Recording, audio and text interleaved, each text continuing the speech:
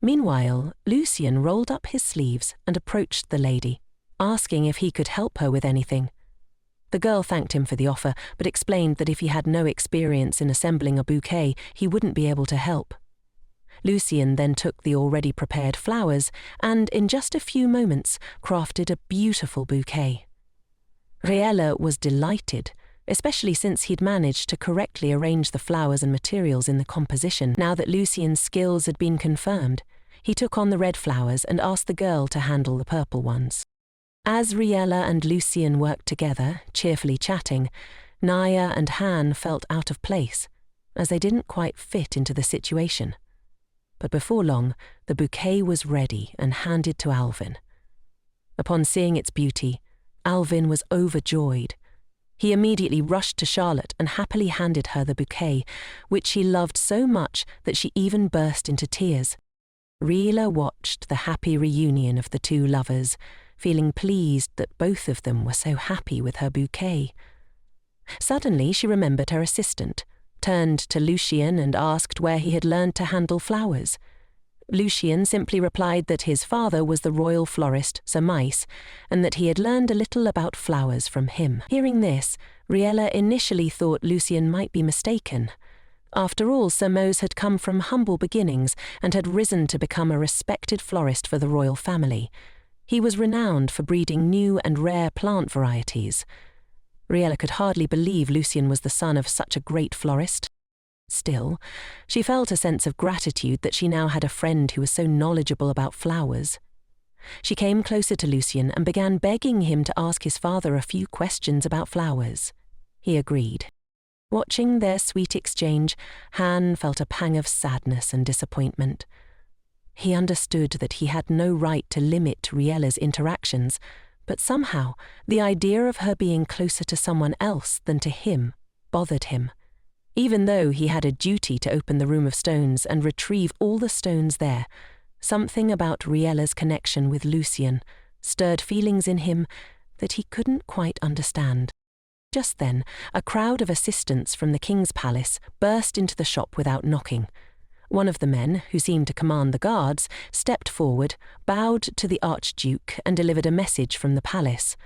Han gave his permission to speak, and the guards explained that the king demanded his immediate return, along with all the stones. Riella was surprised by the urgency of the message and the quick return of the guards. The Archduke silently walked past her, remarking that since he had been called, he must go. Riella called out to him, wanting to talk, but before she could catch up, he had already jumped into his carriage and left. She felt a wave of concern, wondering what might be happening, but Nia calmed her down, explaining that, as the strongest stonemancer, Han was frequently called on urgent missions. Riella tried to distract herself from her worries by taking care of her greenhouse and shop. However, she couldn't help but think about the Archduke. Nia had told her his absence wouldn't last long, but it had already been 3 days with no word from him. She was upset because he hadn't even sent a letter or had someone deliver a message. Later, during dinner, Riella couldn't help but stare at the empty seat across from her, where the Archduke's plate remained untouched. Nia noticed her thoughts and gently suggested that she not blame him, but Riella couldn't shake the feeling of disappointment. The following day, Riella went to check the mail. Her heart raced, hoping to find something from Han, but after searching through every letter, she found nothing. She returned to her room, feeling a mix of sadness and frustration. As the rain poured outside, she watched the flowers in her chambers, but couldn't seem to find joy. That night, unable to sleep from the uncertainty, Riella decided to sneak into Han's room to feel closer to him. She was surprised by how empty and cold the room felt, even though it had only been a week since he had left. Still, not wanting to leave, she lay down on the bed and thought about their time together. She realized that without those wonderful moments, it might be easier to cope with his absence. Before she knew it, she had fallen asleep. The next morning, Nia came searching for her, and Riella woke up embarrassed to have fallen asleep in someone else's room. To her surprise, Nia announced that Han had returned. Overwhelmed with happiness, Riella quickly got ready and rushed toward the mansion. Unsure of what to say, she silently looked at the Archduke. Han, noticing her sweet expression, was slightly embarrassed but greeted her warmly. Riella, having chosen a cool demeanour, turned her head away slightly and greeted him more formally in response. Seeing the coldness in her behaviour, Han looked puzzled, not understanding why she was acting this way. His confused expression irritated Riella, as she believed it was wrong of him to leave without telling her anything.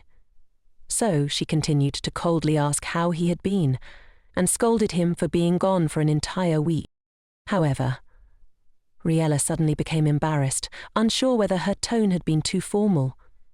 Han asked why she had been waiting for him and worrying since, in his view, they weren't particularly close. Taken off guard by the question, Riella didn't know how to respond. Han, blushing a little, continued to ask why she had been waiting for him, expressing curiosity about her feelings. Realizing she couldn't avoid the question, Riella admitted that she had been worried all this time. She tried to justify herself by saying it was normal to worry about someone when you hadn't heard from them in a while. Hearing this, Han felt a warmth inside from her words. He didn't say anything, but was moved by her concern. Riella, feeling even more embarrassed, blushed from the excitement that overcame her. She added that although he was strong, monsters could still hurt him, but Han, still quiet, leaned in closer and stared directly into her eyes, as if confirming whether she was telling the truth. After a pause, he admitted that he had been embarrassed to talk about his investigation, but assured her there were no enemies nearby. However, seeing how worried she was, Han realized she wanted him to be more attentive to her. Remembering this, he decided to change the subject and asked if she had time over the weekend. Riella immediately replied that she didn't, explaining that she would be busy with lawyers. Han was surprised at how seriously she took her duties, and Riella simply smiled in response. The weekend brought some serious news. Riella was told she needed to inspect her property. She was surprised, but the lawyer explained that it would be useful to know the full extent of her inheritance.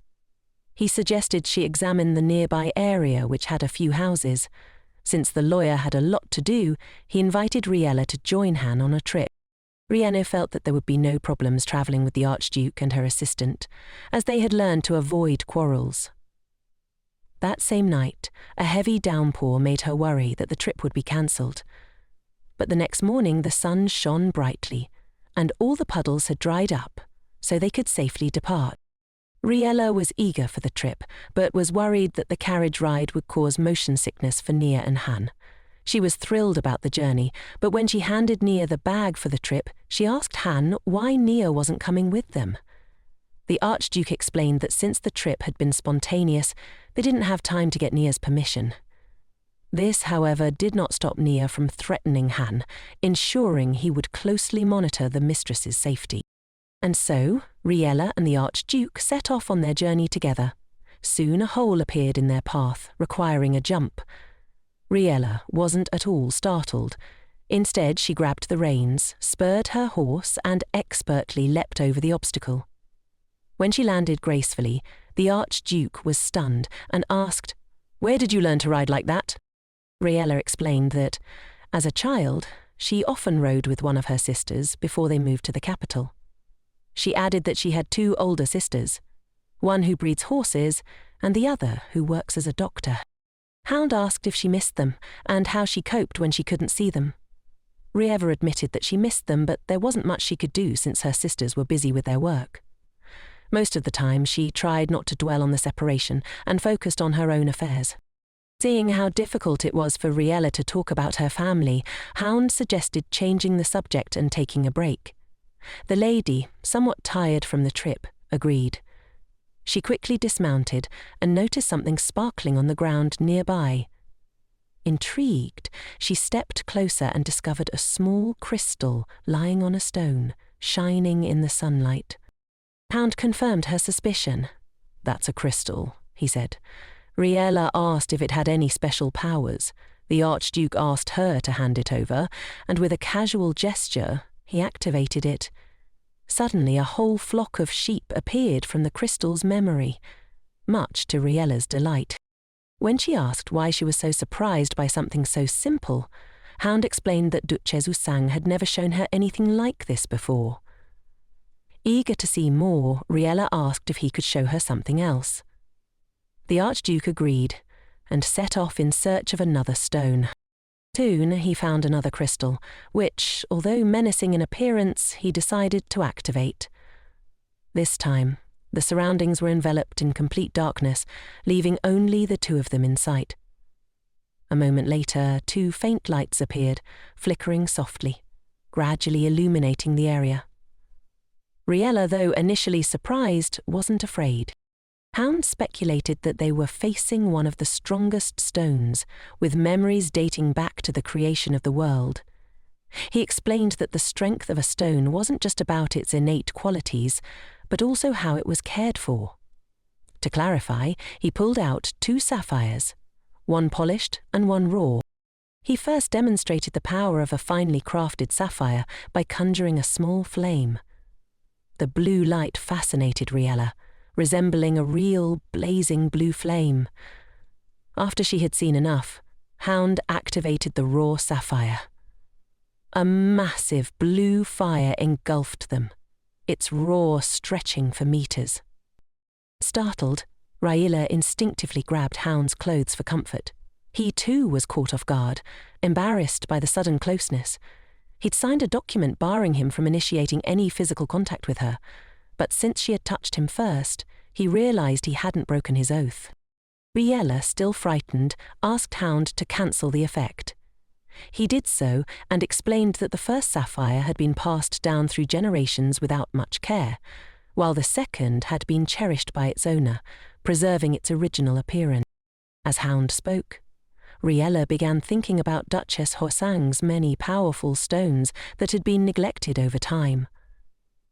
The Archduke then shifted the conversation, telling her that the royal family was eager to claim Hosang's inheritance and that she might soon receive many business and marriage proposals. At this, Riella immediately thought of Lucien. Hound noted that if she married him, she would have control over the inheritance, as only their children would be able to claim it. Riella felt a deep sadness, realizing that both she and Hound were trapped in the expectations of others. The Archduke concluded that the royal family's greed for the inheritance would help weaken the influence of the other powerful noble houses. Grateful for the explanation, Riella reflected on the enormity of what she had inherited, which only filled a few lines in the will. Suddenly they heard barking. Turning around, Riella saw a farmer running across the field, shouting at his dog, who was happily playing and not at all inclined to return. The sight of the dog's carefree joy brought a smile to Riella's face, distracting her from the heavy thoughts that had been weighing on her. Meanwhile, the owner became increasingly upset as his dog continued to escape. Desperate to retrieve the lively fugitive, the dog eventually ran straight up to Riella, sniffing her harmlessly and wagging its tail. The farmer quickly apologized for his pet's behavior, but the lady didn't mind and even petted the dog. She asked, "Is his name really Hound?" The owner chuckled and acknowledged that naming the dog after the Archduke might be a bit much, but his daughter had insisted, as the Archduke had once saved her. As the farmer finally caught the dog and began to pet him, he told Riella an old story. The farmer had once lived on the northern front line, and one day a dragon attacked his village, setting everything ablaze. He tried to escape with his family, but his youngest daughter went missing.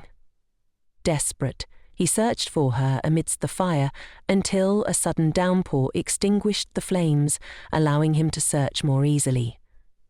It was thanks to this rain that the farmer heard his daughter's voice and found her. Supia had been trapped in a barn which had caught fire and couldn't leave earlier. She had saved a puppy from the flames, which was why she hadn't joined the others when they fled.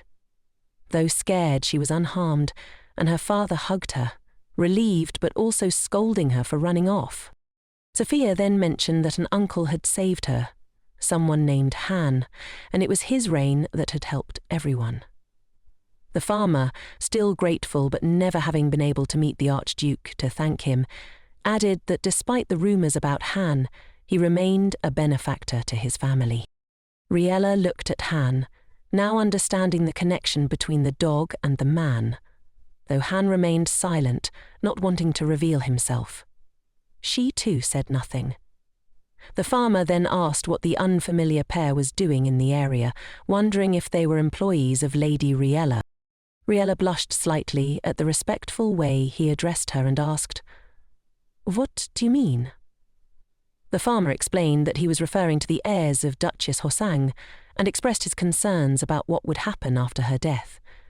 However, he was glad that Riella had inherited everything, as it meant he could continue working freely in agriculture. Riella didn't know how to answer, but was relieved when the Archduke stepped in, explaining that they were simply preparing for the hunting season. The farmer accepted this and apologized for holding them up before heading off. As they resumed their journey, Riella asked why Han hadn't told the farmer the truth. The Archduke replied that revealing their identities would have been burdensome, and they didn't fully know who the farmer was. Riella countered that she wasn't in any real danger, and the lawyers had assured her that no one would benefit if something happened to her. Han remained silent for a moment, then explained that there were people who acted out of hatred, not for profit, and their actions could be unpredictable. Riella, taken aback, had no response. She felt as if Han had faced these dangers many times before, which is why he spoke so confidently. Han reassured her that everything was fine today, and when Riella asked what he meant, he revealed that he had scanned the farmer with a jasper scout stone, a crystal designed for reconnaissance. It had scanned the entire area, even the dog, and found nothing suspicious. Riella was intrigued, asking how Han had acquired such a useful stone. Han explained that his older brother had given it to him, but his mood shifted slightly as he spoke of it. Riella realized that he was referring to the king, and her smile faded. Han asked her not to tell anyone that he possessed the Jasper Stone, as it was traditionally a royal possession, meant to protect the king from enemies. Riella shuddered, asking if it was normal for the Archduke to share such important information with her. Han explained that now the situation was fair, since he knew her secret and she knew his. Lost in thought, Han remembered the moment his brother had given him the Jasper Stone. Initially, Han had tried to refuse it, but the king insisted, threatening to forbid him from participating in expeditions if he didn't accept it. The king had apologized, saying he wished he could give Han more, but had to send him into battle. Han was so lost in thought that he didn't notice Riella calling his name. She then asked about the stone Han had used to summon rain during the dragon fight. Han explained that it was the Howin shower stone, and Riella immediately noted that its name was similar to his own. Han agreed, saying it was like fate, and took out the stone for her to examine. Riella was curious and asked if the stone had always been this color. Han explained that it had lost its power over time and was now in a state of hibernation. Suddenly, Riella had an idea. She rummaged through her pockets and found a petal from a glowing flower she had grown herself, a powerful and rare flower. She handed the petal to Han and asked if it might have a similar effect to the flower itself. Han was taken aback, not expecting Riella to offer part of the flower. She explained that she had found the petal that morning and picked it up with no harm intended. Riella believed it would be better to restore such an important stone quickly, so she gave the glowing petal to Han. The Archduke was still pleasantly embarrassed by the girl's help, as he highly valued glowing flowers, but he obeyed. After placing the petal on the stone, Han began to recite the required spell, not expecting a quick effect. However, surprisingly, the crystal almost immediately filled with bright color, as if it were completely new and just purchased. Han was shocked that just one petal from a glowing flower could restore the stone's power so effectively. As he was about to thank the girl, thunder roared and an incredibly heavy downpour began the moment the stone activated. The Archduke stared at the girl in complete amazement, as he had not expected the stone to work so quickly. He remembered that this crystal had not responded well to him before, but he never imagined it would act like this. Apologizing to the lady for being unable to calm the crystal at that moment, Han told her to follow him. The rain was so cold that the girl could soon catch a chill, so the Archduke hurried to find shelter. Being familiar with the area, he quickly found a mansion, even through the heavy downpour. Riella tried to knock on the doors, but no one opened.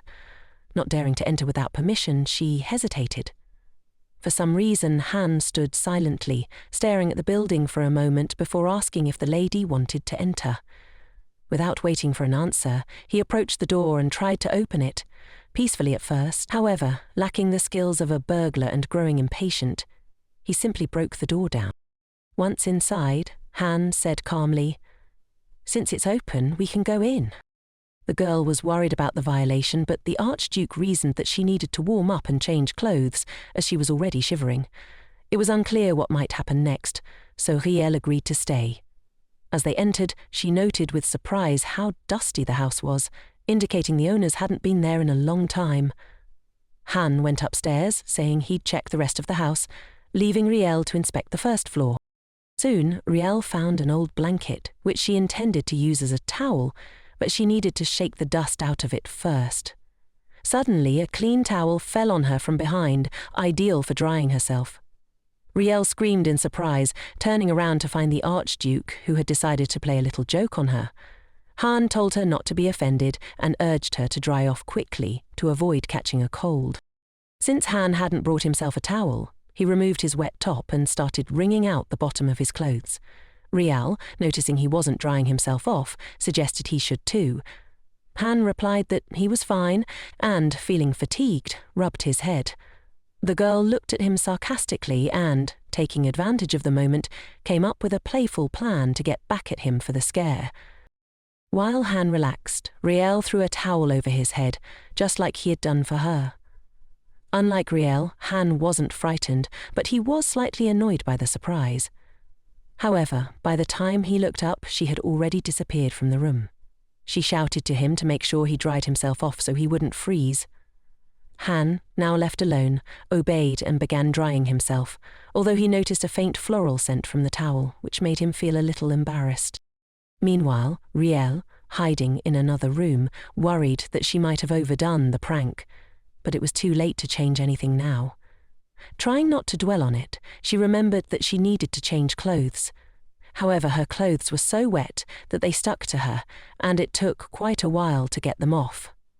Han had already prepared a robe for her, and Riella was grateful. After changing, she came back downstairs to thank him for his help, discovering that he had nearly gotten the fire going to warm up.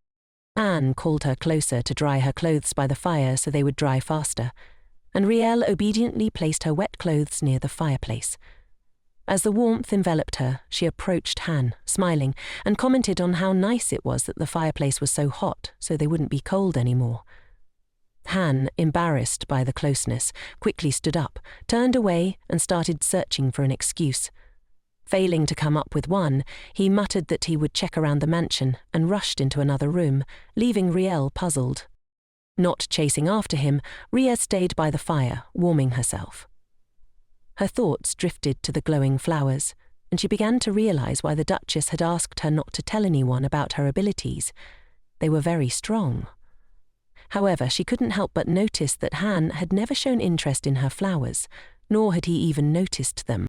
She decided not to dwell on these matters for now, as they were too complicated.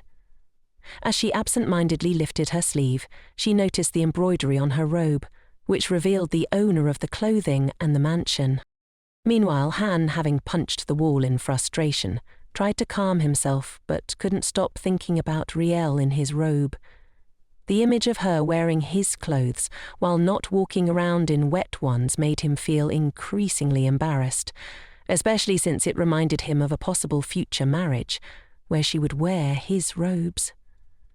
Han recalled his childhood in this mansion. How, as a young boy, he had been exiled here after being removed from the palace. His abilities had developed too quickly and strongly, which had caused concern among the royal family. Despite being compared unfavorably to his brother, who was destined to become king, Han had been sent away to live in this mansion, where he would remain for many years. The only good thing about being here was meeting the Duchess Hoson, who had been terrifying at first, but whom Han had eventually come to know. Shaking off the memories, Han decided to find something to take with him when he returned to the room. Rielle had nearly fallen asleep by the fire, and he was relieved to see her peaceful expression. He began to justify his absence when she suddenly asked if this was truly his mansion. Han was taken aback, but Rielle showed him the initials embroidered on her robe. He hadn't realized his name was on the clothing, but he didn't deny that he had lived here as a child. Rielle immediately began to ask him about his childhood in this mansion, and Han, sitting down next to her, agreed to tell her a story while her clothes dried. Rielle loved stories in any form, especially those about Monsieur Hoson, whom Han had known. Han explained that before arriving at this mansion, he had met Hoson, but their connection had been limited to mere greetings. Rielle, still surprised by how long Han had known the Duchess, was curious to know more, but Han chose not to go into details about her volatile character. Time passed quickly, and as evening fell, Rielle began to feel sleepy. Han, who had been telling stories enthusiastically, hadn't noticed how quiet she had become. Turning toward her, he realized she had fallen asleep, snoring peacefully. He quietly approached her, covering her with a blanket and checking her clothes to ensure they were dry. However, Han still had wet spots on his clothes and decided to remove them to dry while Rielle continued to sleep. The difficulty was that the stones Han usually relied on to dry things were temporarily blocked. As he removed his clothes, Han was unaware that he stood in front of the still sleeping Rielle in an almost bare state. She turned in her sleep, causing the blanket to fall off, but continued to sleep. Han, hoping she wouldn't wake up, decided to cover her again. But just as he did, a loud thunderclap caused Rielle to jump up, screaming. Han froze in embarrassment, realizing that he had been caught in an incredibly awkward position. Rielle, now fully awake, blushed deeply upon realizing what had happened. She waved her hands frantically, trying to explain the situation, while Han himself was just as embarrassed. Both of them apologized at the same time, though it had been an accident. Surprised by the situation, they stared at each other in silence before Han awkwardly explained that he had only meant to cover her after her blanket had fallen. Rielle, still flustered, listened calmly, but then gently covered Han with a towel to help him relax. She invited him to sit next to her and dry off completely, promising to watch over the horses until the rain stopped. Han, exhausted, agreed and lay down, but Rielle asked him to rest while she kept an eye on things. Though still embarrassed, the two tried to ignore the awkwardness. When they returned to Rielle's mansion, Nia greeted them angrily. The Archduke couldn't offer any excuses for their delay, since the storm had been caused by the activation of his stone. Nia was furious, but Rielle stepped in to defend Han, assuring the assistant that the rain had been an accident. Though initially upset, Nia eventually calmed down after confirming that the Archduke had not forced Rielle into anything. Rielle continued to defend Han, explaining that he had helped her greatly on her journey. Once the rain stopped, they decided it was too late to return, so they waited until the morning to leave. Although a small scandal erupted at the mansion, it eventually calmed down, and Rielle returned to her usual duties. However, since the trip, Rielle had been quietly observing Han, wondering what he was thinking, but whenever she caught his gaze, he quickly turned away. Confused, she didn't ask any questions but quietly kept her distance, though she didn't like how the Archduke seemed to be avoiding her. Still, she pretended not to care. Meanwhile, everything reached a point where Han became too busy for joint dinners at the mansion. Once again, the lady found herself eating alone, only accompanied by Nia. Deciding not to dwell on it, Riella went to the flower shop, and Han called his assistant almost immediately. Nia, sensing tension, expressed her displeasure about approaching the Archduke since they didn't get along well. Without saying a word, Han placed a box on the table and asked her to take it. The assistant was taken aback when he realized it was a box from the Archduke containing one of his stones. He was confused about why Han was giving it to her. Han explained that he had received permission for Nia to use it within the palace to protect her mistress. He added that he needed to leave for a while and wanted to ensure Riella's safety in his absence.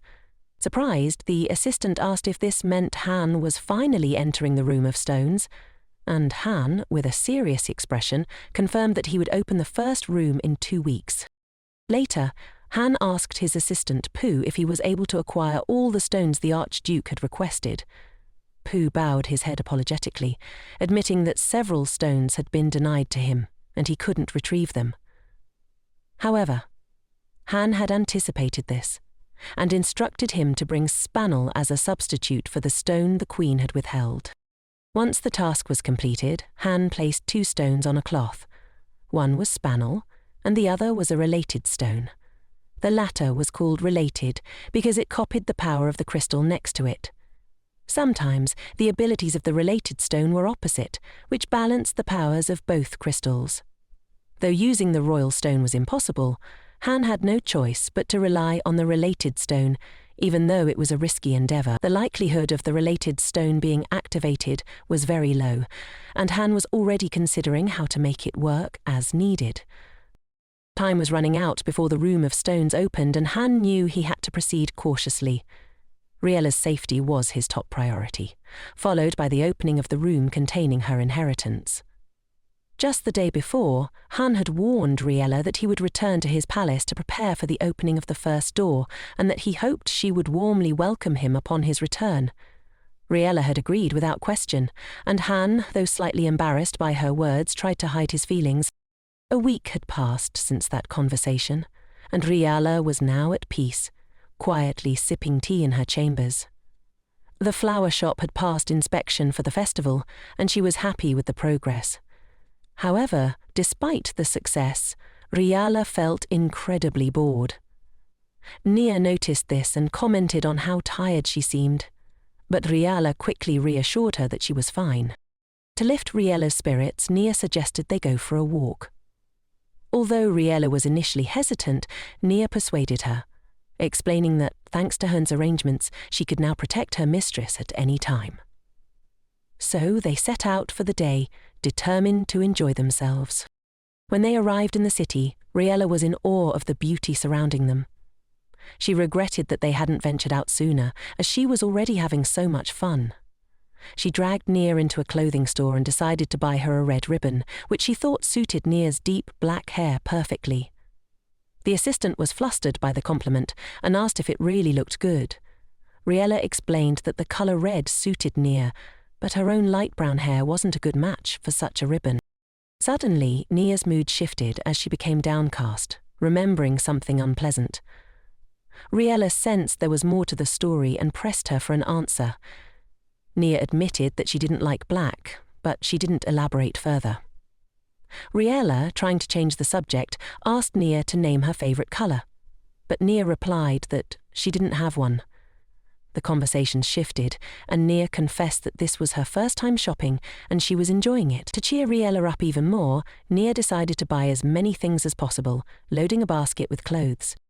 Later, when the girls had nearly emptied the store, the owner came to see them off and invited them back. Riella laughed, acknowledging that they might have bought too much, but Nia dismissed it with a cheerful attitude. However, the bags were cumbersome, so Riella suggested they take them to the carriage. Nia quickly found it, much to Riella's surprise, and ran off to retrieve the packages. While waiting on the bench, Riella enjoyed the beautiful weather. Suddenly, she heard a commotion behind her. A child was crying and a woman was scolding her daughter for breaking flowers. The woman was upset because the flowers were meant for an important guest. Riella turned to investigate, intrigued by the noise. As she observed the scene, she realized that the woman's anger stemmed not only from the broken flowers, but also from a deeper misunderstanding, and she quickly deduced the situation.